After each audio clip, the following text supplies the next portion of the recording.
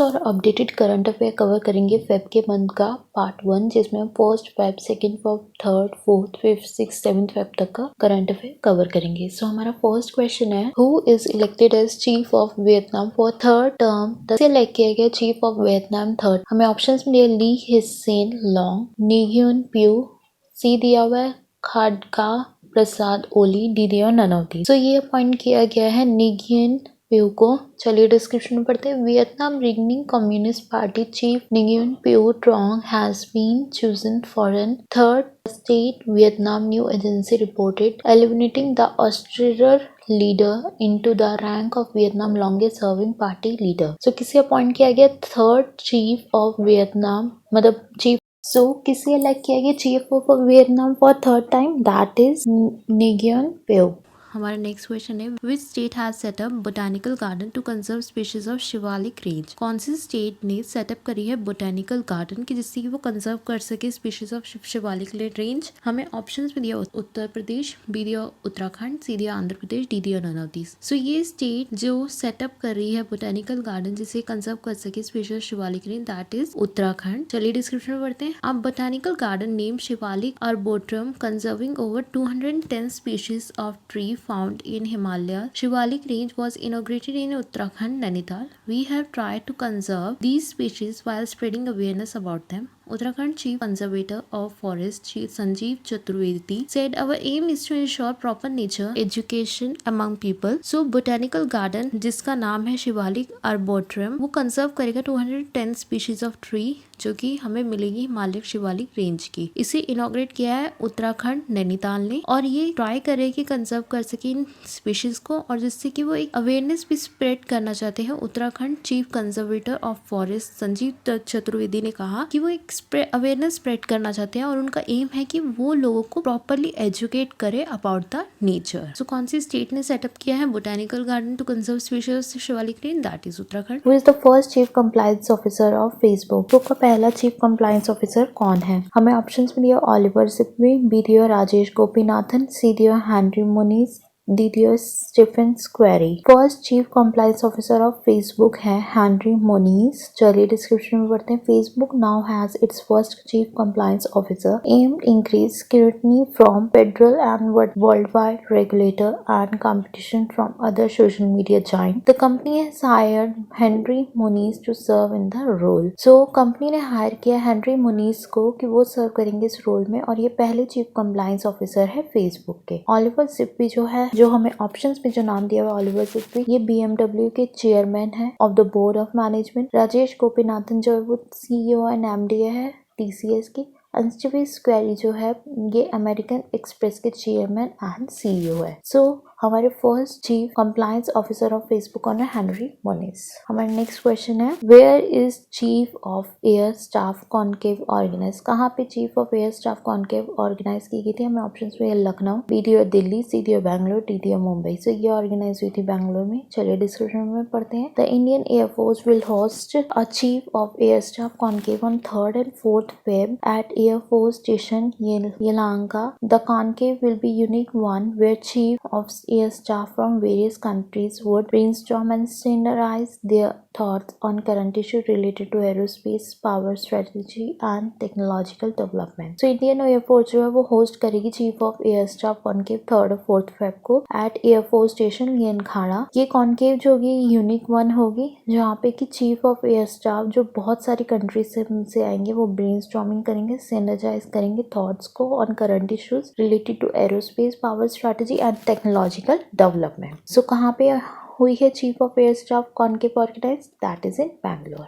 हमारा next question, किसने inaugurate किया है हेल का second Tejas light combat aircraft? HAL मतलब हिंदुस्तान एरोनॉटिक्स लिमिटेड का second Tejas light combat aircraft किसने इनोग्रेट किया? हमें ऑप्शंस में दिए राजनाथ सिंह, बी दिया प्रहलाद जोशी, सी दिया धर्मेंद्र प्रधान, डी दिया हुआ जितेंद्र सिंह। सो ये इनोग्रेट किया है राजनाथ सिंह जी ने। चलिए डिस्क्रिप्शन में पढ़ते हैं। Defence minister Rajnath Singh inaugurate Hindustan aeronautics Limited second dedicated Tejas light combat aircraft plant in Bangalore, lauding the defence public sector unit efforts in ramping up production of the indigenous Tejas fighter. Rajnath Singh said the new plant spread over 35 acres was a prime example of how Atmanirbhar Bharat was shaping up. So जो defence minister Rajnath Singh ji ने inaugurate किया है Hindustan aeronautic limit का second dedicated Tejas light combat aircraft plant Bangalore में lending the defense public sector unit efforts in ramping up production. The indigenous Tejas fighter Rajnath Singh said the new plant ये जो नया plant होगा ये spread होगा over 35 acres और ये example होगा आत्मनिर्भर भारत का. सो किसने इनोग्रेट किया health second Tejas light combat aircraft that is inaugurated by Rajnath Singh. हमें दिया हुआ प्रहलाद जोशी ये करते हैं काम मिनिस्ट्री ऑफ पार्लियामेंट्री अफेयर्स में. धर्मेंद्र प्रधान कहाँ काम करते हैं ministry of petrol and natural gas को संभालते हैं. एंड जितेंद्र सिंह संभालते हैं ministry of prime minister office को, जो कि हमने आपको ऑप्शंस में दिए हुए हैं. हमारा नेक्स्ट क्वेश्चन है who is appointed as chairman of Mahindra Finance. Mahindra Finance का चेयरमैन किसे अपॉइंट किया गया. हमें ऑप्शंस में दिए जॉन स्टैंकी, बी दिया शांतनु नारायण, सी दिया रिच लेजर, डी दिया अनीश शाह. सो ये अपॉइंट किया गया है अनीश शाह को as the new chairman of Mahindra Finance. चलिए डिस्क्रिप्शन में पढ़ते. Mahindra and Mahindra Financial Services has appointed doctor Anish Shah as the chairman of the board elective of 2 April 2021. Dr. Shah is currently director of the company and the Deputy Managing Director and Group CFO of Mahindra and Mahindra Limited and is designated to take over as MD and CEO of Mahindra and Mahindra Limited from 2 April 2021. So Mahindra and Mahindra Financial Services ने appoint किया doctor Anish Shah को as the chairman of the board effective of 2 अप्रैल से लेकर. Doctor Shah जो है वो अभी करंटली डायरेक्टर है of the company and deputy managing director है एंड ग्रुप सीएफओ है of Mahindra and Mahindra Limited. और ये डेजिग्नेटेड टेक ओवर होगा एमडी एंड सीईओ का 2 अप्रैल 2021 से. सो हमने आपको ऑप्शंस पे और भी नाम दिए हुए जैसे कि हो गया जॉन स्टैंकी का नाम दिया हुआ, ये सीईओ एटीएनटी के. शांतनु नारायण कौन है, ये सीईओ प्रेसिडेंट और चेयरमैन है एडोब के. रिच लेजर कौन है, ये प्रेसिडेंट एंड सीईओ है बॉस्टन कंसल्टिंग ग्रुप के. सो एट द एंड किसे अपॉइंट किया गया as the chairman of the Mahindra Finance that is Anish Shah. So now next question is what is the name of the robot that has been programmed to serve in banks and speak in many regional languages which is designed by engineering college student in Hubli. क्या है नाम robot का जो कि programme और सर्व करेगा bank में और स्पीक करेगा वहीं के रीजनल लैंग्वेज. और इसे किसने डिजाइन किया, इसे डिजाइन किया इंजीनियरिंग कॉलेज के स्टूडेंट्स ने जो कि हुबाली में है. सो हमें इस रोबोट का नाम बताना है. हमें ऑप्शंस में दिया माया, बी दिया मित्रा, सी दिया बोथ एंड बी, डी दिया नन ऑफ दीज. सो इसका नाम है माया, इस रोबोट का नाम है. चलिए डिस्क्रिप्शन में पढ़ते हैं. Engineering college student in Hubli have come up with Maya robot that has been programmed to serve in banks and speak regional languages. The student of the automation and robotic department of KLE Technological University have spent nearly 8 months and spent ₹5 lakh to develop the robot. It was developed keeping banking sector in mind and programmed with all banking activities such as advising the customer and opening accounts, sending them to designated counters for query. So engineering college के जो student है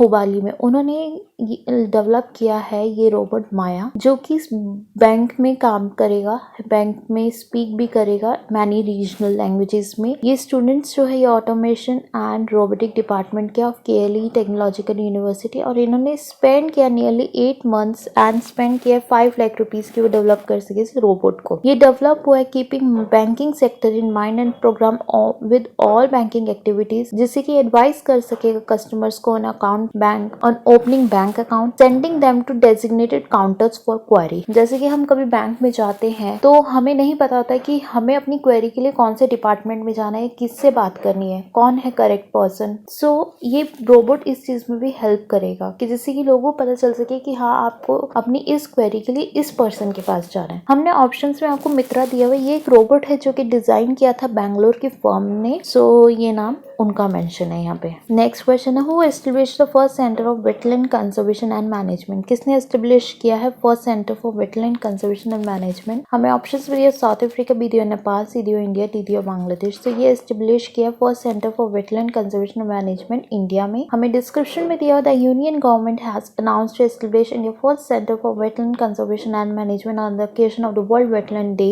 बाबुल Supriyo, minister of state for environment, forest and climate change, informed about the establishment of the center during a virtual launch event organized organise. So union government ने announce किया है कि उन्होंने establish किया है पहला इंडिया का वेटलैंड कंजर्वेशन एंड मैनेजमेंट। किसके ओकेजन में? वर्ल्ड वेटलैंड डे के ओकेजन पे उन्होंने ये एस्टेब्लिश किया इंडिया का first centre for wetland conservation and management. Babul Supriyo जो कि minister of state for environment, forest and climate change है, उन्होंने इन्फॉर्म किया है about the establishment of the centre. इसके थ्रू वर्चुअल लॉन्च के थ्रू। सो किसने एस्टेब्लिश किया अपना पहला centre for wetland conservation management? That is establish by India.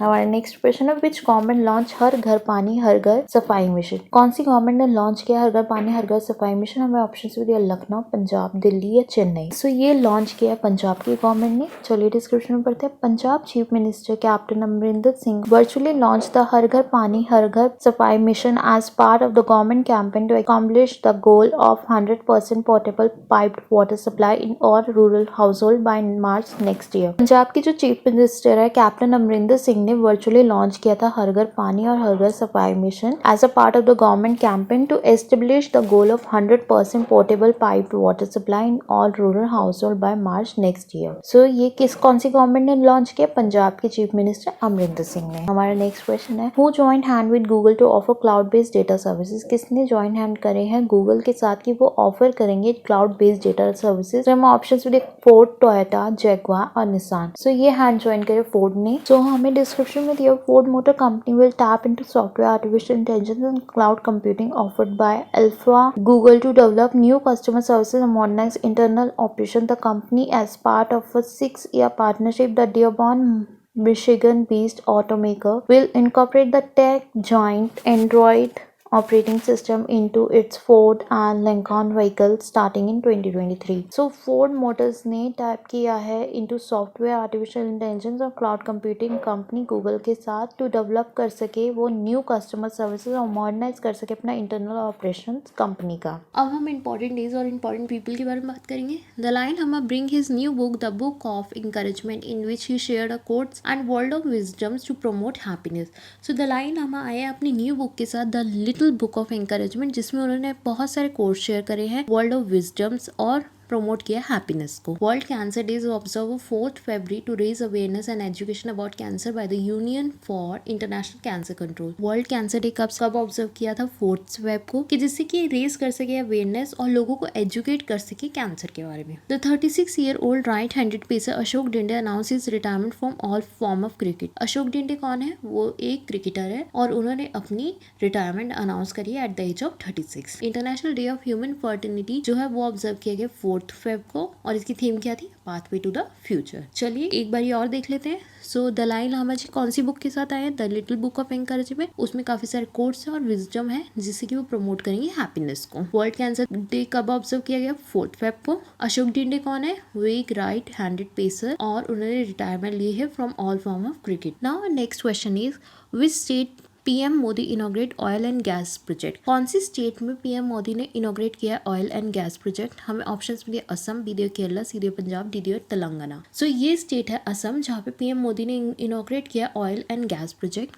चलिए डिस्क्रिप्शन में बढ़ते हैं। Prime minister Shri Narendra Modi dedicated to the nation Indmax unit at Indian Oil Bongaigaon Refinery, Oil India Limited secondary tank farm at Madhuban, Dirugarh, and a gas compressor station at Habida village, Makum, Tinsukia, remotely from Dhemaji in Assam. He also inaugurated the Dhemji Engineering College and laid the foundation stone for Sulkuchi Engineering College in Assam. So Prime Minister Narendra Modi ji ने dedicate किया INDMAX unit Indian oil Bongaigaon refinery की, ठीक है। सो PM Modi ने कहाँ पे इनोग्रेट किया oil and gas का project? That is in Assam. Now next question, what is the rank of India at EIU Democracy Index? EIU मतलब Economics Intelligence Unit Democracy Index में इंडिया की रैंक क्या है? सो हमें ऑप्शंस में 53rd, 21st, 19th या 50th। तो India की जो रैंक है दैट इज 53rd। चलिए डिस्क्रिप्शन में पढ़ते हैं। India slip 2 places to 53rd position in the 2020 Democracy Index global ranking according to the Economics Intelligence Unit, which said the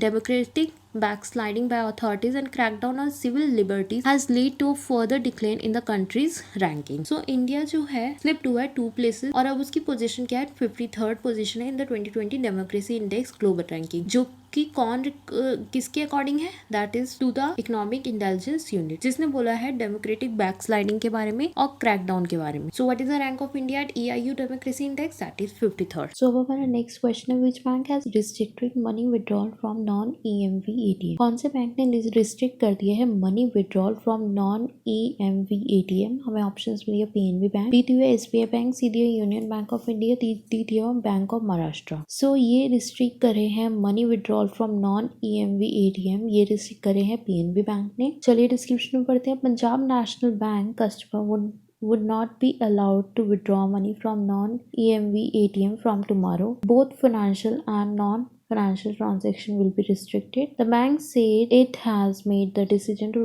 protect its customer from fraudulent ATM activities. Non-EMV ATM are those which read data through magnetic strips and do not hold the ATM card during the transaction. So PNB कि जो customers है अब वो लोग withdraw नहीं कर पाएंगे money non EMV ATM से। तो ये रिस्ट्रिक्शन लगाती है कि नॉन EMV ATM से आप अपना मनी विड्रॉ नहीं कर सकते। Both financial and non financial transaction restricted है और बैंक ने ये डिसीजन लिया है जिससे कि वो प्रोटेक्ट कर सके अपने कस्टमर्स को फ्रॉडुलेंट ATM एक्टिविटीज से। नॉन EMV ATM वो ATMs होते हैं जो कि रीड करते हैं आपका data through magnetic stripe and do not hold the ATM card during the transaction, और जो होल्ड नहीं करते आपके ATM card during the transaction. तो कौन से बैंक ने रिस्ट्रिक्ट किया money withdraw from non EMV ATM? That is PNB bank. Now our next question is, where is aero India 2021 event begin with a focus on India's indigenous defence sector capabilities? कहाँ पे arrow India 2021 event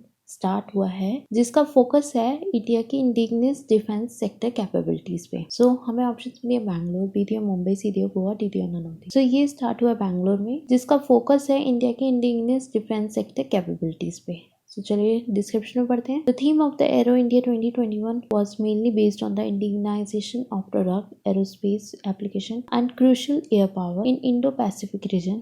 The 13th edition of Asia's largest event was plugged as the world's first ever hybrid aero and defense show. The range of fleet of aircraft buzzing in the air, Indian Air Force, Indian Army, Indian Navy and Hindustan Aeronautics Limited and the Indian Coast Guard participated in the show. 3-day event focused on India's indigenous defense sector capabilities, aerospace application and crucial and strategic air power in Indo-Pacific region. So इसकी theme जो है वो based है on the indigenization of product, aerospace application and crucial air power in Indo-Pacific region. ये Asia का largest event है जो world का first ever hybrid aero and defence show होगा। इसमें Indian air force, Indian army, Indian navy, Hindustan aeronautics limited and the Indian coast guard ने participate किया था। So Aero India 2021 कहाँ हुआ? Bangalore. Now our next question is, who is elected as the president of boxing federation? किसे elect किया गया as the president of boxing federation? हमें option में दिया आशीष शेलार, बी दिया अजय सिंह, सी दिया बोथ एंड बी, डी दिया नन ऑफ दीज। तो ये इलेक्ट किया गया अजय सिंह को।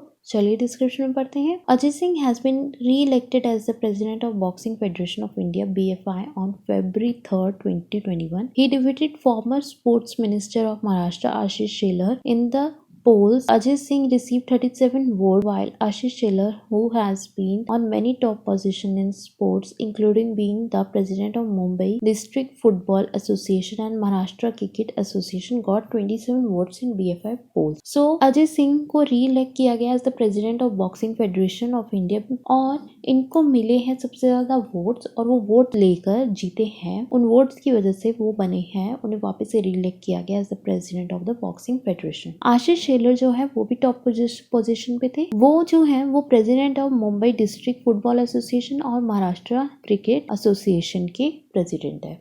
सो अभी किसे इलेक्ट किया गया as the president boxing federation? That is Ajay Singh. Now next question is, which ministry has launched the Govardhan scheme for solid waste in farms to useful composite biogas and bio-CNG? कौन सी ministry ने launch किया Govardhan scheme solid waste in farms to useful composite biogas and bio CNG के लिए? Options में दिया हुआ है ministry of AYUSH, ministry of drinking and sanitisation, ministry of chemical fertilisation और नन ऑफ दिस। सो ये कौन सी मिनिस्ट्री है जिसने लॉन्च किया Govardhan scheme solid waste in farms के लिए? सो ये ministry of drinking and sanitisation. चलिए डिस्क्रिप्शन में पढ़ते हैं। On 3rd February, unified web portal for monitoring the progress of Govardhan activities across the nation was launched. This portal has been launched by the Minister of different ministries of the Union Government, including Agriculture Minister Narendra Singh Tovar.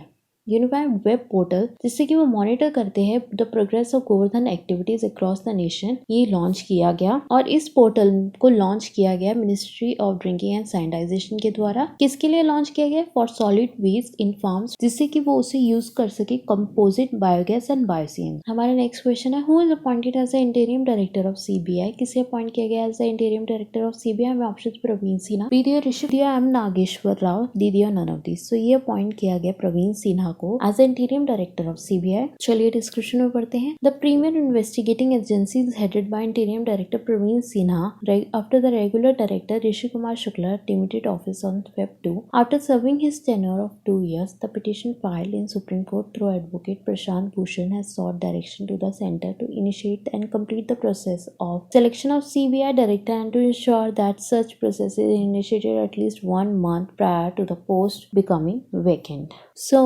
Premier Investigating Agency जिसके head इंटीरियम director बनाया गया प्रवीण सिन्हा जी को, जो ऋषि कुमार शुक्ला थे जो उसके regular director थे, उनका सर्विंग 2 साल का था। एक पिटीशन फाइल की गई थी सुप्रीम कोर्ट में थ्रू एडवोकेट प्रशांत भूषण, जिन्होंने डायरेक्शन बताया था और इनिशिएट किया था, कंप्लीट किया था process of selection of CBI director, और जिसमें उन्होंने इंश्योर किया था such process is initiated at least 1 month prior to the post become vacant. जब भी पोस्ट वेकेंट होगी, खाली होगी, तो उसके 1 महीने पहले से ही वो प्रोसेस स्टार्ट हो जाएगा। डायरेक्टर की पोस्ट के लिए लोगों को ढूंढने का जो प्रोसेस है वो पहले से ही स्टार्ट हो जाएगा कि वो जल्दी से ही वो सीट को फिल कर ले। ऐसा ना हो कि बाद में करे, 1 महीने पहले से ही वो ढूंढना स्टार्ट कर दे। सो अब किसी अपॉइंट किया गया as the interim director of CBI, that is Praveen Sinha. Rishi Kumar Shukla जो थे वो डायरेक्टर थे 2019 से लेकर 2021 तक, और एम नागेश्वर राव जो थे वो 2018 से लेकर 19 तक डायरेक्टर। हमारा नेक्स्ट क्वेश्चन है where is India first amputee clinic? India का फर्स्ट एम्प्यूटी क्लिनिक कहाँ पे है? हमें ऑप्शन दिए मुंबई, चंडीगढ़, सीधी और लखनऊ, डीडी और none of this. So India का फर्स्ट एम्प्यूटी क्लिनिक जो है वो है चंडीगढ़ में। चलिए डिस्क्रिप्शन में पढ़ते हैं। An amputee clinic, the first of its kind in India, was launched in Chandigarh with the aim of improving amputation patient care by providing a collection of services under one roof with significant coordination. Clinic was formally inaugurated by the Postgraduate Institute of Medical Education and Research Director Professor Jagat Ram on Feb 1st. So amputee clinic जो है वो launch किया गया चंडीगढ़ में, और इसका M क्या है कि इम्प्रूव कर सके एम्पुटेशन पेशेंट केयर की, जिसकी वो प्रोवाइड कर सके उन्हें सही सर्विसेज एक रूफ के अंदर, ठीक है। और इसे इनोग्रेट किया गया बाय द PGIMER, मतलब post graduate institute of medical education और रिसर्च के डायरेक्टर के द्वारा इसे इनोग्रेट किया गया है। सो इंडिया का फर्स्ट एम्प्यूटी क्लिनिक कहाँ पे? That is in Chandigarh. Now move to next question. Who signed MOU with Midhani for the development and production of composite raw material for use in aerospace? मुझे इसका आंसर अब आप लोग खुद बताइए कि किसने साइन किया है MOU मिधानी के साथ for development and production of composite raw material for use in aerospace. So हमें ऑप्शंस दिए हेल, बीडीआर बेल, सीरिया सीमेंट कॉर्पोरेशन ऑफ इंडिया, डीडीआर नन ऑफ दिस। सो बताइए किसने MOU साइन किया है मिधानी के साथ? कमेंट सेक्शन में जल्दी से लिखिए इसका आंसर। सो अभी तो मैं आपको बता देती हूँ, वीडियो को पॉज करिए, सोचिए और फिर इसका आंसर लिखिए, फिर आगे से स्टार्ट करिए वीडियो को देखना। ये MOU साइन किया मिधानी के साथ हेल ने, हिंदुस्तान एरोनॉटिक्स लिमिटेड ने ये MOU साइन किया है for the development and production of composite raw material for use in aerospace. चलिए डिस्क्रिप्शन में पढ़ते हैं। HAL and Mishra Dhatu Nigam limited have signed a memorandum of understanding for development and production of composite raw material during the aero India 2021 in Bangalore on February 4, 2021। Hindustan aeronautics limited और Mishra Dhatu Nigam limited ने sign किया है memorandum of understanding for development and production of composite raw material during the Aero India 2021 in Bangalore on 4, 2021। So इससे पहले मैं आपसे question पूछ चुकी हूँ कि एरो इंडिया 2021 कहाँ हुआ था? बैंगलोर में। फिर मैंने पूछा था कि उसका एम क्या है, और अब देखिए एरो 2021 में ही मिधानी और हेल ने एक MOU साइन किया for the development and production of composite raw material for use in aerospace. ठीक है, ये एरोस्पेस का ही ये इवेंट था जहाँ पे इन दोनों ने भी अपना MOU साइन किया है। Now next question is where is world first energy island to be build. कहाँ पे है वर्ल्ड का फर्स्ट एनर्जी आइलैंड? सो हमें ऑप्शंस में दिया डेनमार्क, बी दिया नेपाल, सी दिया साउथ अफ्रीका, डी दिया none of this. So world का फर्स्ट एनर्जी आइलैंड जो है वो है डेनमार्क में। चलिए डिस्क्रिप्शन में पढ़ते हैं। A project to build a giant island providing enough energy for 3 million household has been given the green light by Denmark politicians. The world first energy island will be as big as 18 football pitches, but there are hopes to make it 3 times that size. It will serve as a hub for 200 giant offshore wind turbines. It is the biggest construction project in Danish history, costing an estimated 210. So ये project जो है ये बहुत ही बड़ा joint island है जो कि provide करेगा एनर्जी 3 मिलियन हाउस होल्ड्स को, और इसे ग्रीन लाइट दी गई है बाय डेनमार्क पॉलिटिशियंस। ये वर्ल्ड का फर्स्ट एनर्जी आइलैंड है और ये बहुत ही बड़ा है, 18 फुटबॉल पिचेस जितना बड़ा है ये। तो कहाँ पे है वर्ल्ड का first energy island? That is in Denmark. और ये कितनी एनर्जी दे सकता है? 3 मिलियन हाउस होल्ड्स को एनर्जी प्रोवाइड कर सकता है। अब हम इंपॉर्टेंट डेज और इंपॉर्टेंट पीपल के बारे में बात करते हैं। सो वर्ल्ड वेटलैंड डे जो है वो सेलिब्रेट किया गया है 2 फेब को, और इसका एम क्या है कि रेज कर सके awareness about the crucial role played by wetland people and our planet. Famous right-arm fast bowler Merv Hughes has been inducted into the Australian Cricket Hall of Fame. So Merv Hughes कौन थे? ये right arm fast bowler है। Indian coast guard ने celebrate किया अपना 45 raising day on 1 Feb 2021 और इसे establish किया है 1 फेब 1977 में by the coast guard act 1978 of the parliament of India. Pioneering US actress Cicely Tyson जो है पास्ट भी हो चुके हैं। सो एक बार और वापस से देख लेते हैं वर्ल्ड वेटलैंड डे कब सेलिब्रेट किया गया? 2 फेब को, और इसका एम क्या था कि रेज कर सके awareness about the crucial role played by wetlands people and our planet. Merv Hughes कौन है? ये राइट आर्म फास्ट बॉलर है। इंडियन कोस्ट गार्ड क्या सेलिब्रेट कर रहे हैं अपना 45 रेजिंग डे 1 फेब को। और सिसली टाइसन कौन है? ये यूएस की एक्ट्रेस है। हमारा नेक्स्ट क्वेश्चन है who launch Asian India hackathon 2021। किसने लॉन्च किया है एशियन इंडिया हैकथॉन 2021? सो हमें ऑप्शंस में दिया ministry of education, ministry of finance, ministry of youth affair and sports या नन ऑफ दिस। सो ये लॉन्च किया मिनिस्ट्री ऑफ एजुकेशन ने। चलिए डिस्क्रिप्शन में पढ़ते हैं। Union education minister Ramesh Pokhriyal Nishank launched the Asian India Hackathon and said that it will provide an opportunity to forward the economic and cultural ties of India and Asian countries through collaboration in education, science and technology. So union education minister Ramesh Pokhriyal ji ने निशांक के अंदर launch किया Asian India hackathon, और उन्होंने बोला है कि ये प्रोवाइड करेगा अपॉर्चुनिटी इकोनॉमिक और कल्चरल टाइज जो इंडियन एंड एशियन कंट्रीज किसके कोलैबोरेशन के द्वारा? एजुकेशन के द्वारा, साइंस के द्वारा, टेक्नोलॉजी के द्वारा। सो किसने लॉन्च किया Asian India hackathon 2021? That is ministry of education. हमारा नेक्स्ट क्वेश्चन है where is world largest offshore wind farm. World का लार्जेस्ट ऑफशोर विंड फार्म कहाँ पे है? सो हमें ऑप्शन साउथ कोरिया, बी दिया जापान, सी दिया ऑस्ट्रेलिया, डी दिया नन ऑफ दिस। सो ये साउथ कोरिया में। चलिए डिस्क्रिप्शन में पढ़ते हैं। The world largest offshore wind farm is taking shape off the east coast of Britain, a landmark project that demonstrates one way to combat climate change at scale. Located 120 km off England Yorkshire coast, Hornsea 1 will produce enough energy to supply 1 million UK homes with clean electricity when it is completed. So ये provide करेगा 1 million लोगों को, 1 million UK homes को energy. ठीक है। So world का largest offshore wind farm कहाँ पे है? That is in south Korea. So अब हमारा नेक्स्ट क्वेश्चन है which campaign is launch by CM Arvind Kejriwal to promote electric vehicles. कौन से किया गया कैंपेन लॉन्च किया गया सीएम अरविंद केजरीवाल जी के द्वारा जिसकी वो प्रमोट कर सके इलेक्ट्रिक व्हीकल्स? सो हमें ऑप्शन में दिया स्विच दिल्ली, बी दिया इलेक्ट्रिक दिल्ली, सी दिया switch to electric car, D दिया नन ऑफ दिस। सो ये कैंपेन है स्विच दिल्ली जिसे लॉन्च किया गया है चीफ मिनिस्टर अरविंद केजरीवाल जी के द्वारा कि जिसे वो प्रमोट कर सके इलेक्ट्रिक व्हीकल्स। चलिए डिस्क्रिप्शन पर Delhi chief minister Arvind Kejriwal launch the switch Delhi campaign to promote electric vehicle and appeal to people to buy such vehicles to combat pollution in the city. Kejriwal said his government will hire only electric vehicles for various purposes in the next 6 weeks. So Delhi के जो chief minister Arvind Kejriwal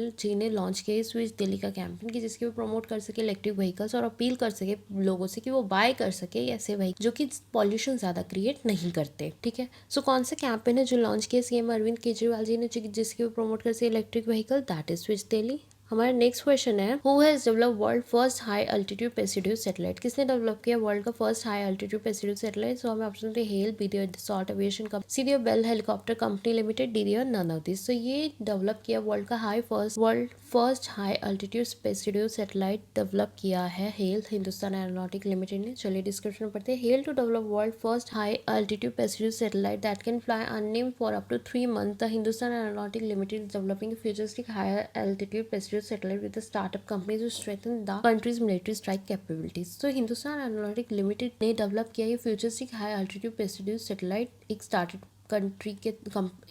company के साथ कि जिससे वो strength दे सके हमारी country की मिलिट्री स्ट्राइक कैपेबिलिटीज को। Now next question is who is appointed as the MD of Google cloud for India. Google cloud for India का एमडी किससे अपॉइंट किया गया? हमें ऑप्शन दिए Bikram Singh Bedi, B of Paul Herman, C of Chuck Robbins, D of none of this. So ये appoint किया गया बिक्रम सिंह बेदी को। चलिए डिस्क्रिप्शन में पढ़ते हैं। Google cloud has appointed Bikram Singh Bedi as the new managing director for India. He is taking over the role for Karan Bajwa who was elevated as chief of Google Asia Pacific cloud division last month. So ये appoint किया गया बिक्रम सिंह बेदी को as a new managing director for India for Google cloud for India. इनसे पहले थे करण बाजवा जी जो कि MD of Google cloud for India थे। अब कौन है? बिक्रम सिंह बेदी। हमने आपको ऑप्शन दिए पॉल हेरमैन, सो ये चेयरमैन एंड सीईओ कैप्जेमिनी के, और चक रॉबिन्स जो है वो सीईओ है सिस्को सिस्टम्स के। सो किसे अपॉइंट किया गया as MD of Google cloud for India? That is Bikram Singh Bedi.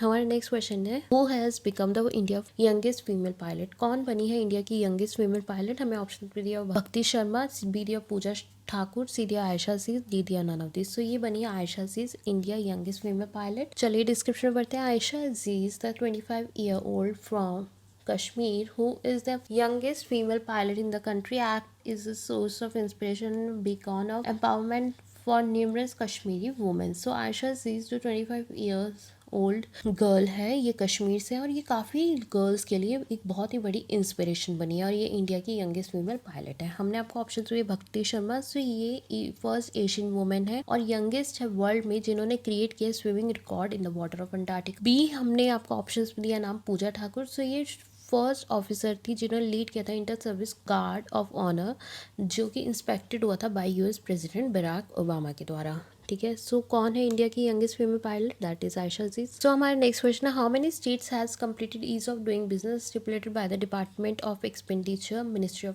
Finance. So कितनी स्टेट्स ने कंप्लीट किया अपना ease of doing business as stipulated by the department of expenditure ministry of finance? So हमें option दिए 4, 5, 6 या नन ऑफ दिस। सो ये 4 states है जिन्होंने कंप्लीट किया है अपना ईज ऑफ डूइंग बिजनेस। चलिए डिस्क्रिप्शन में पढ़ते हैं। 4 more states namely Assam, Haryana, Himachal Pradesh and Punjab have undertaken ease of doing business reforms stipulated by the department of expenditure ministry of finance following the completion of reform facilitating ease of doing business. These states have become eligible to mobilize additional financial resources and have been granted permission to raise additional 5,034 crore through open market borrowing. So ये 4 states हैं जिन्होंने complete कर लिया अपना ease of doing business और इन्होंने money raise किया through open market borrowing which is 5,034 crore. और ये 4 स्टेट्स कौन कौन सी है? That is Assam, Haryana, Himachal Pradesh and Punjab. हमारा नेक्स्ट क्वेश्चन है who beat Tamil Nadu in the final to win the Syed Mushtaq Ali T20 trophy 2020 और 2021। सो किसने बीट किया तमिलनाडु को in the final to win Syed Mushtaq Ali T20 trophy 2020-2021? सो हमें ऑप्शन पे Vadodara, B of Punjab, C of Haryana, D of Tripura. So ये beat किया है बड़ोदरा ने।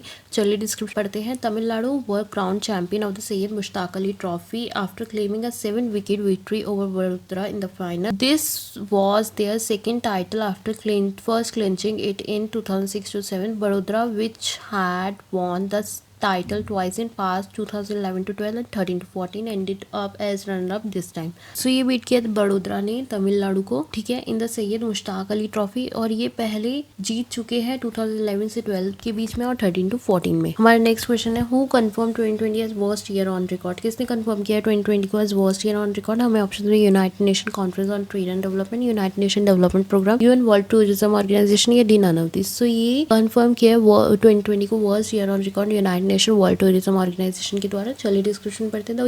UN world tourism organization recently confirm the year 2020 as the worst year on record after global tourism suffered massively due to international travel bans implemented. So international travel bans की वजह से ही UN world tourism organization ने 2020 को बोला है worst year on record, और वैसे भी इससे टूरिज्म इंडस्ट्री बहुत इफेक्ट हुई है जो भी ट्रैवल के बैन्स हुए थे उनकी वजह से। हमारे नेक्स्ट क्वेश्चन है who is appointed as united nation climate envoy? किसे अपॉइंट किया गया as the united nation climate envoy, हमें ऑप्शन में माइकल ब्लूमबेरी, बी दिया हुआ है वॉनकेन बॉस्केट, सी दिया आचिम स्ट्रेनियर, डी दिया नन ऑफ दिस। सो ये पॉइंट किया है united nation climate envoy, that is Michael Bloomberg. चलिए डिस्क्रिप्शन पढ़ते हैं। United nation secretary general Antonio Guterres, 3 point Michael Bloomberg as a special envoy on climate ambition and solution in an effort to mobilise general action in the lead up to a key climate conference in Scotland. So ये united nation के जो secretary general Antonio Guterres ने appoint किया Michael Bloomberg को as united nation climate envoy. So हमने आपको options में दिया Volkan Bozkir united nation general assembly के प्रेसिडेंट है, और अचिम स्ट्रेनर जो है ये एडमिनिस्ट्रेटर है of united nation development programme के। सो किसे अपॉइंट किया गया united nation climate envoy, that is Michael Bloomberg. अब हम इंपॉर्टेंट डेज और इंपॉर्टेंट पीपल के बारे में पढ़ेंगे। हमारा फर्स्ट पॉइंट है Aatmanirbharta implying self reliance has been named by Oxford language as its Hindi word of the year 2020। So Oxford language ने आत्मनिर्भरता को Hindi word of the year 2020 बोला है। International day to zero tolerance for women जो observe किया गया 6 Feb को। People क्या कर रहा है, अपने शर्ट कर रहा है डोमेस्टिक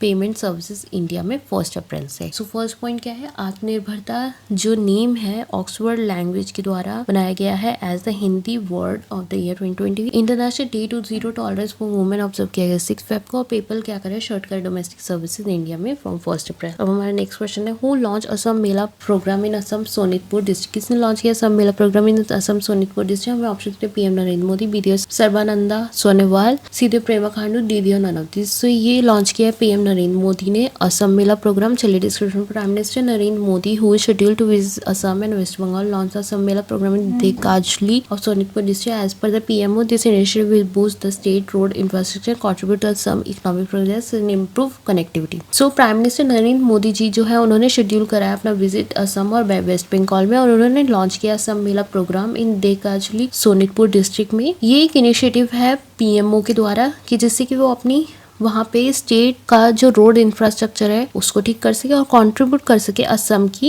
इकोनॉमिक प्रोग्रेस में और इम्प्रूव कर सके वहाँ की कनेक्टिविटी को। सो किसने लॉन्च किया Assam Mela programme in Assam Sonitpur district, that is launch by PM Narendra Modi. हमने आपको ऑप्शन पे पेमा खांडू जी का नाम दिया हुआ। सो ये जो है ये चीफ मिनिस्टर है अरुणाचल प्रदेश के। हमारा नेक्स्ट क्वेश्चन है, which state is going to open its first human milk bank. कौन सी स्टेट है जो ओपन कर रही है अपना फर्स्ट ह्यूमन मिल्क बैंक। सो हमें ऑप्शन दिए केरला, उड़ीसा, पंजाब या नन ऑफ दिस। सो मुझे बताइए कोई कौन सी स्टेट है जो कि ओपन करने जा रही है अपना फर्स्ट ह्यूमन मिल्क बैंक। तो दैट इज केरला। चलिए डिस्क्रिप्शन पढ़ते हैं। Kerala first human milk bank, a state of the art facility will be open at Ernakulam general hospital by health minister के Selja, set up with the support of the Rotary Club of Cochin Global. The milk bank is to assure breast milk for newborn babies who are not breastfed by their own mothers who may get sick, diseased or due to insufficient production of breast milk. So ये उन बच्चों के लिए launch किया गया जो newborn babies होते हैं, और जिनको ऑल्सो ये उन बच्चों के लिए है जिन्हें की who are not being breastfed by their own mother। ठीक है।